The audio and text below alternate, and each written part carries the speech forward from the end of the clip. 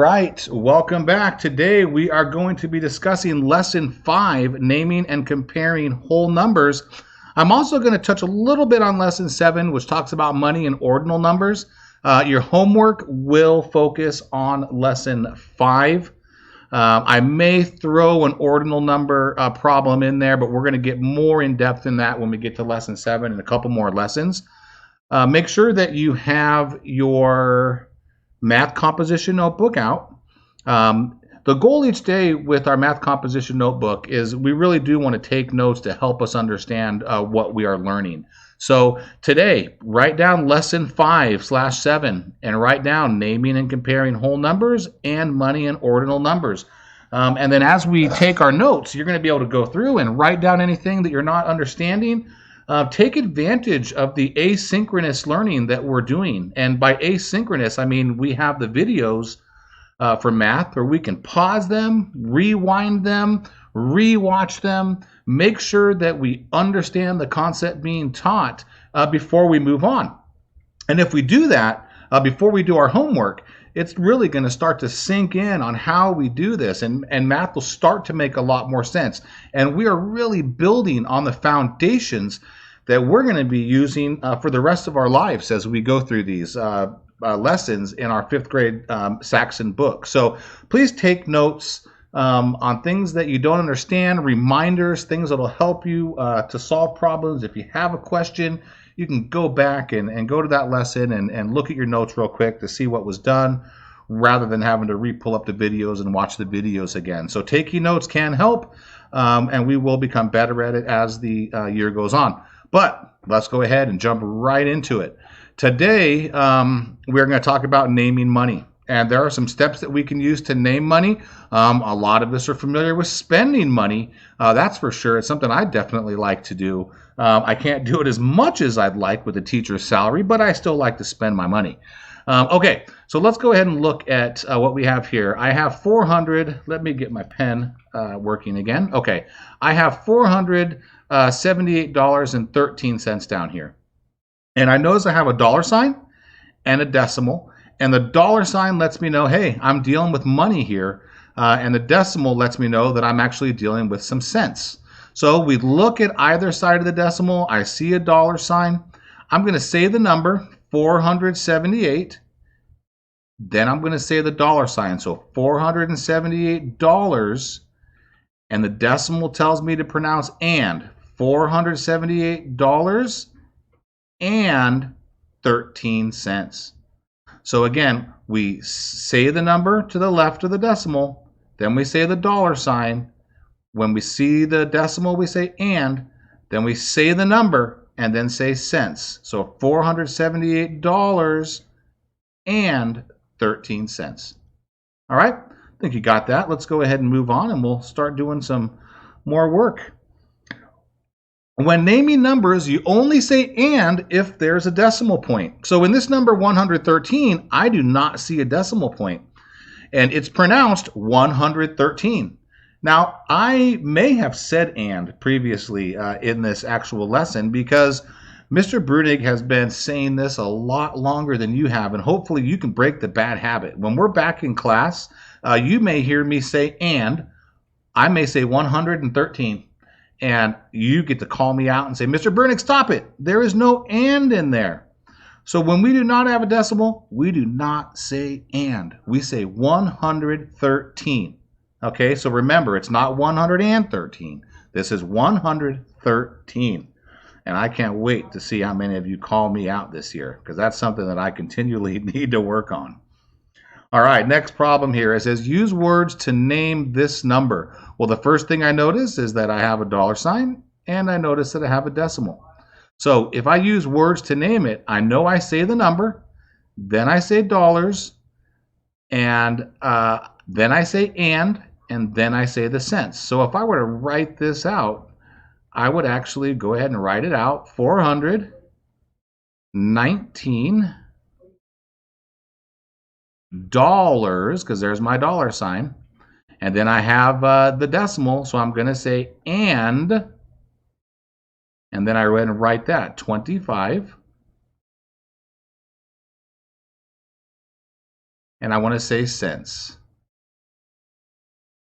Okay, $419.25. Now, you notice I have my little hyphen right here in between 25. We will learn later on in the year how to write these numbers correctly, when to use the hyphen and when we don't need the hyphen. But right now, don't worry about it. $419.25 is what that says. I'm going to go ahead and try to give you guys one to do on your own now. Won't use dollars in this one, but go ahead and use words to name this number. Go ahead and press pause. Give it a shot. When you're done, go ahead and unpause, and I will work it out for you. Okay, so hopefully you've tried this in your composition notebook. Use words to name 101. Well, if I look at that number, that's 101. I've got my place value chart. I've got my ones, my tens, and my hundreds, and I just wrote 101. So it is written out in words 101, not 101 because there's no decimal, just 101. That would be the correct answer using words to name that number. All right. Oh, here's one with dollars. Now I'm going to let you do this one on your own. It says use words to name this number. Okay, I see a dollar sign in the decimal, so I know I'm going to be saying dollars and cents. Go ahead and do that. Press pause. Come back when you're done, and I'll work it out for you.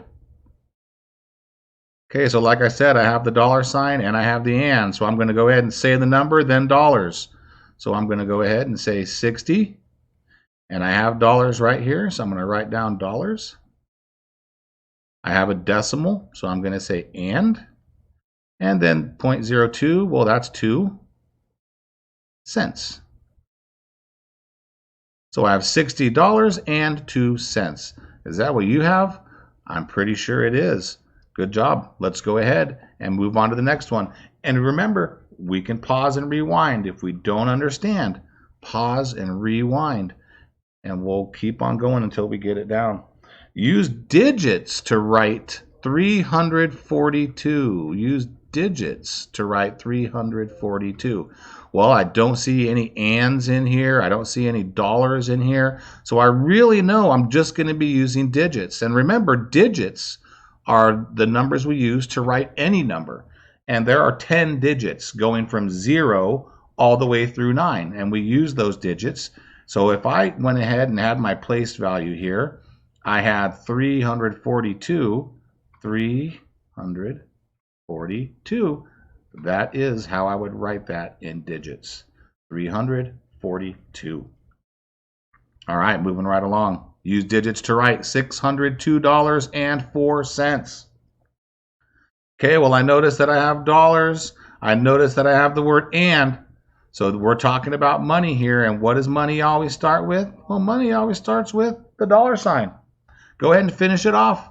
Press pause, come back, and let's see if you were correct. All right, you guys should have already done it. Let's go ahead. 602. Well, I can write that because I say the number, then I say dollars. $602. There is my and, so I know I'm going to need a decimal point, and 4 cents. Remember, when we're dealing with money, I'm not going to put my 4 here in the tenth spot. It's going to be in my hundreds, 0.04. $602.04 is the correct way to write that using digits. Oh boy, here we go. We are back into working with tables. I do know that I have some students who are still struggling with this. It's something that we're going to continue to see. All I can tell you is follow along with me. Keep working at it. We need to be very careful when we read these sentences to make sure that we know what we're actually trying to find. Okay, so when I look at this particular sentence here, it says write a rule that describes how to find the number of dimes for any number of dollars. Sorry about that, guys. I had my son starting to get loud in the background. I had to pause it and tell him to take a break from Rust.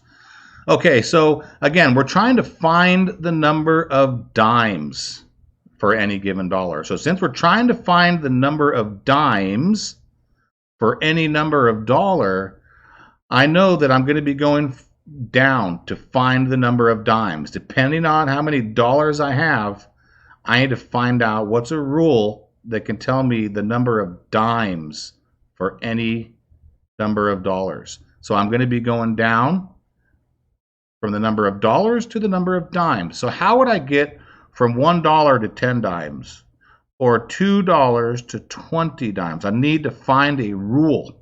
Okay, well, to get from 1 to 10, I could say the rule is add 9. So let's see, 1 plus 9 is 10, so that works. Does the add 9 rule work here? 2 plus 9 is 11. It doesn't equal 20. So I know the add 9 rule is not going to work. But what else can I do if I look at these numbers? I realize that, hey, I can multiply. 1 times 10 is 10. 2 times 10 is 20. 3 times 10 is 30. The rest of them are going to follow that. Multiply by 10. So to find the number of dimes for any number of dollars, I'm going to multiply by 10. Okay, or I could just put the multiplication symbol. Multiply by 10, multiply by 10. That is going to be the rule. So now that I know the rule for this chart, it's going to ask me a question where I'm actually going to have to use that rule. Okay, so I know that I can take the number of dollars and multiply it by 10 to find the number of dimes. Well, it says what number of dimes represents $8? Well, I remember that my rule was multiply by 10. Okay, so what number of dimes represents $8? Well, again, I know that I have the number of dollars and the number of dimes, and I need to find out what the number of dimes is, okay, depending on the number of dollars. My rule is multiply by 10. I'm going to show you an algebraic equation, or use an algebraic equation, because I want you guys to get used to seeing stuff like this as we progress through 5th grade. And then I'll show you how to solve it using the table itself. If I were to use an algebraic equation, what is bigger, dollars or dimes?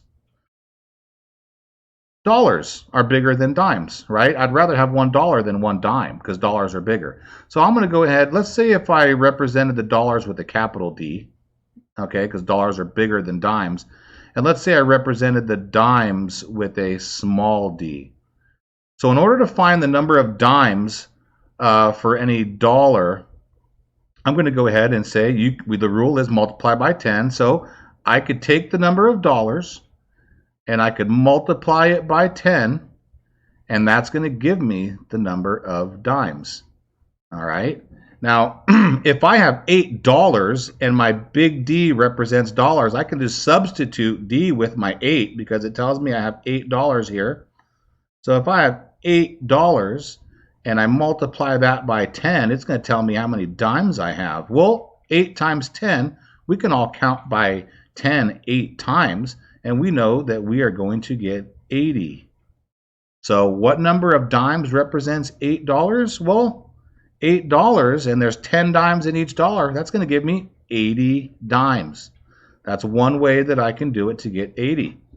Now, another way that we can do it is we can actually just extend this chart here, and we can just follow the rule that we have just by looking at the numbers. Look at the number of dollars just going up by 1, right? So 6, after 6 would be 7. After 7 would be 8. After 8 would be 9. Now, how are we going up here? 10, 20, 30, 40, 50, 60. We're going up by 10, so that'd be 70. That would be 80. That would be 90. What number of dimes represents $8? Well, there's my $8 right here. And how many dimes do I have in that? I have 80. So you can see that my answer is correct. Okay, this is something you guys are going to have to keep working on. I know these tables take a lot out of you. They make your mind really work because you got to figure out the rules. But we're going to continue to practice that. All right, next question. The cost of fuel to heat a home for 5 months is shown below. Order the months from most expensive to least expensive.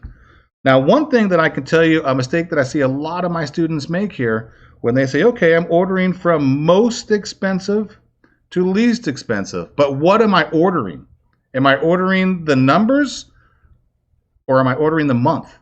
And here it says order the months from most expensive to least expensive. So I'm actually ordering these months, but I can't order the months unless I look at the numbers. How much did it cost each month to fuel the home? So most expensive to least expensive, which month was the most expensive? Well, by looking at the numbers here, I can see that January was the most expensive month. So January could be my first one. I'm done with the January. Now looking at the remainders, what's the next most expensive month? Well, that's December. I can write down December. I'm done with December. What is the most between 141 and 264? Well, 264 is more expensive, so my next month is going to be February. And then the last one left is going to be November. So here I've ordered the months from most expensive to least expensive. I will have some students read this incorrectly, and they're going to go ahead and they're going to order them in most expensive to least expensive, but they might do it by dollars. They may say $373, $315, $264, and $141. And while that is in order from least to greatest, that's not what they're asking. They're asking to order the months from least to greatest. So make sure we read the question correctly before we answer it. All right, moving right along.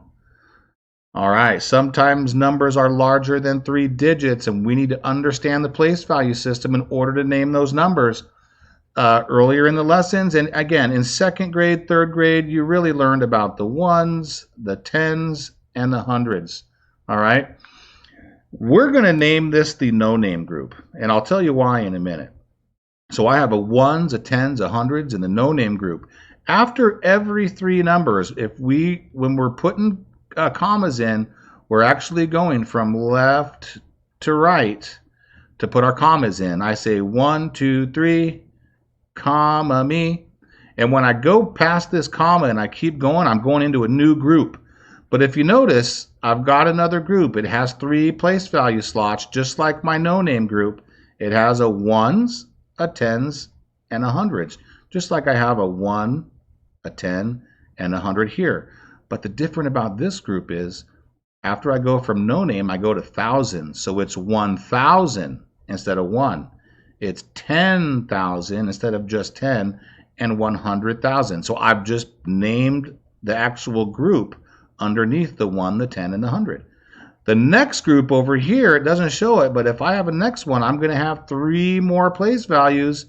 And guess what? They're also going to be 1, 10, and 100. But what group is this going to be? Well, this is going to be my millions group. So I have my no-name group, the thousands, then we go into the millions, but they all have the same base of 1, 10, and 100. It's just what group are they in? So we're going to teach you how to read the number, okay, by knowing our place value system. Let's go ahead and take a practice here. All right. It says, look at each group at a time. The thousands group first, then the no-name group. First, we're going to say the name of the number, then we're going to say the name of the group.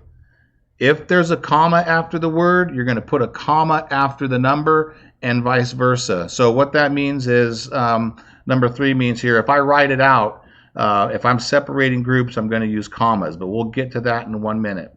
I have 2 groups here. I have my no-name group, okay, which covers these 3 numbers right here. And I have my thousands group, which covers these 3 spaces right here. What I want to do is I want to read the number starting on the left, and then I want to say the group that it's in. So this is 42,019. I do not say anything after I say 19 because it's in the no-name group. This is thousands group. No name means don't say anything after you say the number. 42,019 is how we would read this number.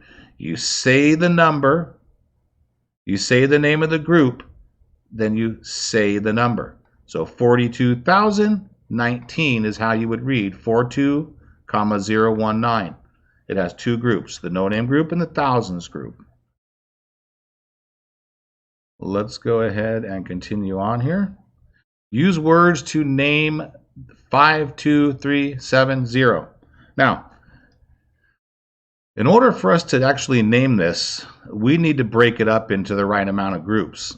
And as we learned in second and third grade, and I reminded you in this lesson, we've got to place commas first. And we place commas by doing the 1, 2, 3, comma, me. Let's go ahead and start at the right here, the very end of the number, and I'm going to go back 3 places and put a comma. So I'm going to go 1, 2, 3, comma, me. And I don't have to put another comma here because it's only 2 numbers. I go 1, 2, there's not a third number, so I don't put a comma there. So the number is actually broken up into 2 groups. I have my no-name group and my thousands group. And remember, I'm going to say the number and the name of the group, then I'm going to say the number. So this is my no-name group. Excuse me. This 370 is my no-name group. I'll just say NN. This 52 is in my thousands group. Remember, if I were to fill these numbers in here, I have my 5, my 2, my 3, my 7, and my 0. This 370 is in the no name, this 52 is in the thousand. So we're going to go ahead and start here in the thousands group. We're going to say 52,000. I say the number, say the name of the group. 52,000. And because I have a comma after the 52, I'm going to use a comma in my word. 52,370.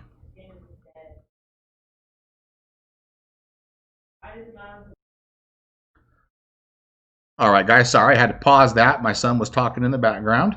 Okay, so 52,370. Between my groups, I have my comma.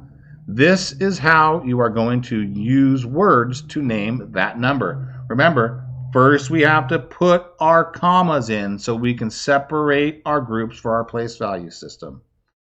Let's go ahead. I'm going to have you try this one on your own. Please go ahead and press pause. And once you are done, go ahead and come back and let's see if we've got this correct. Okay, so the first thing that we do is we know that we need to add our commas, and I'm going to follow the 1, 2, 3, comma, me. If I don't have commas, go to the far right, the very end of the number, and we're going to go 1, 2, 3, comma, me. So I know where my comma is going to go. It's going to separate my numbers into the groups. If I actually took the groups, and there's my comma, to the left of the comma, I have 12. And to the right of the comma, I have my 002. So I know 002 is in my no-name group. I know that the 12 is in my thousands group. All right. So again, I'm going to say the number, say the name of the group. 12,000. So I'm going to go ahead and use words. And I'm going to go ahead and write out 12,000.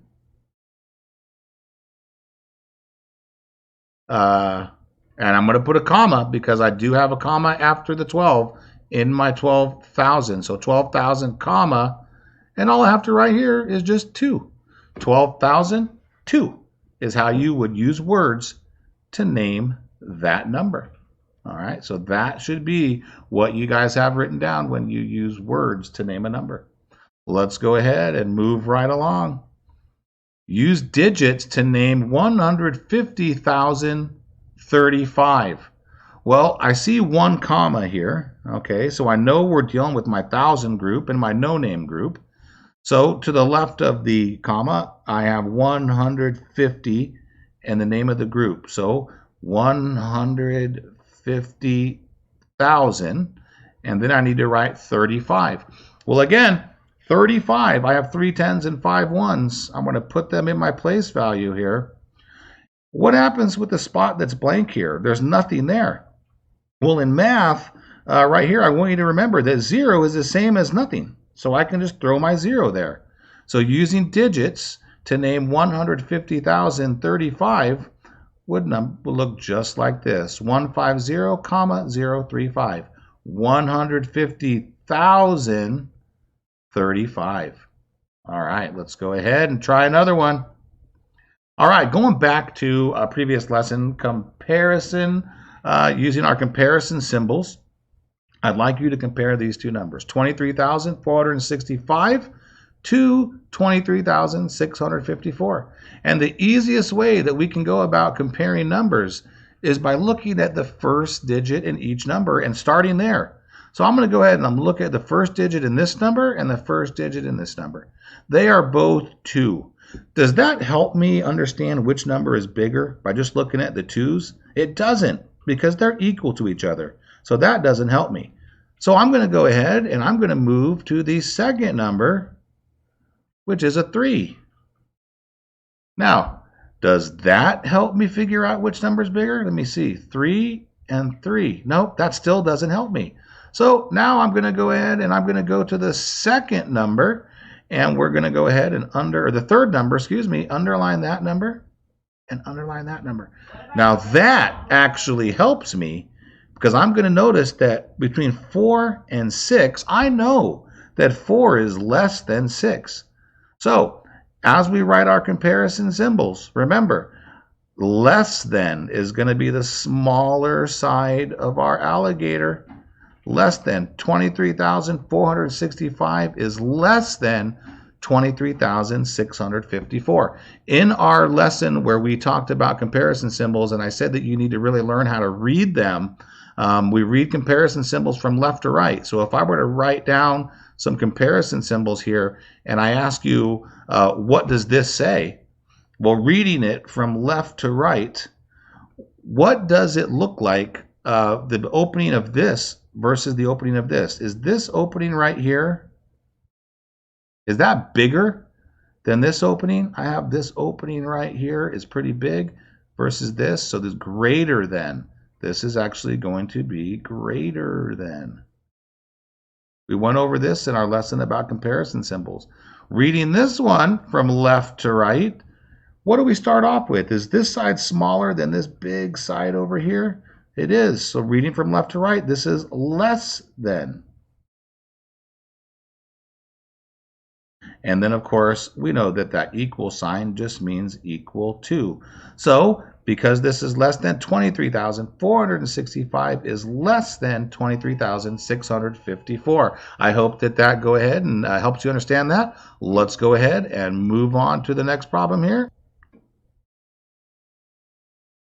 All right, numbers that are used to name position are called ordinal numbers. Okay, this is some academic vocabulary. Ordinal numbers, probably write that down in my math composition book.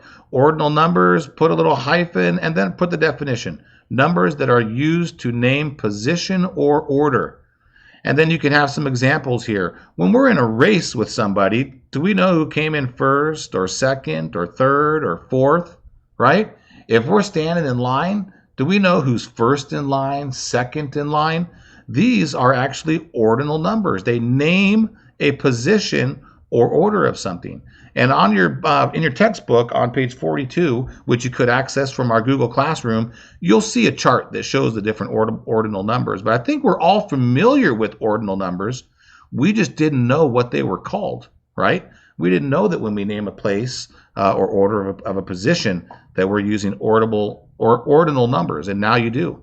So let's go ahead and use ordinal numbers to solve a problem. It says Tom was the fourth person in a line of 10 people. How many people were in front of Tom? When I get a problem like this, I have to visually see it in my head. But the best way for me to do it is maybe to write down stick figures. Tom was the fourth person in a line of 10 people. So if I go ahead and write down 10 people, and I say that this right here is the front of the line, and Tom was the fourth person in a line of 10. So here's 1, 2, 3, 4. So this right here is going to be Tom. Tom's going to be the fourth person in line. Now, how many people were in front of Tom? Well, if this is the beginning, and here's Tom, how many people are in front of him? 1, 2, 3. I have 3 people in front of Tom. 1, 2, 3. Because this is the front of the line. So how many people were in front of Tom? 3 people. How many people were behind Tom? Well, since this is the front and this is Tom, how many people were behind him? We'll have 1, 2, 3, 4, 5, 6 people behind Tom. And again, drawing a picture when you get a problem like this is going to help you think about how to solve it. So let's go ahead and have you try one on your own and see if you can't figure this one out. Bill was the 9th person in line. How many people were in front of Bill? I'm going to go ahead and pause this while you fill that out and then come back and we'll see if you got it correct. Okay, you should have finished that by now. I went ahead and I drew 9 people because it says Bill was the 9th person in line. So I'm going to go ahead and we're going to label this as the front. Okay, so this is my front person here. And Bill's the 9th person in line. Well, 1, 2, 3, 4, 5, 6, 7, 8, 9. So I have Bill right here.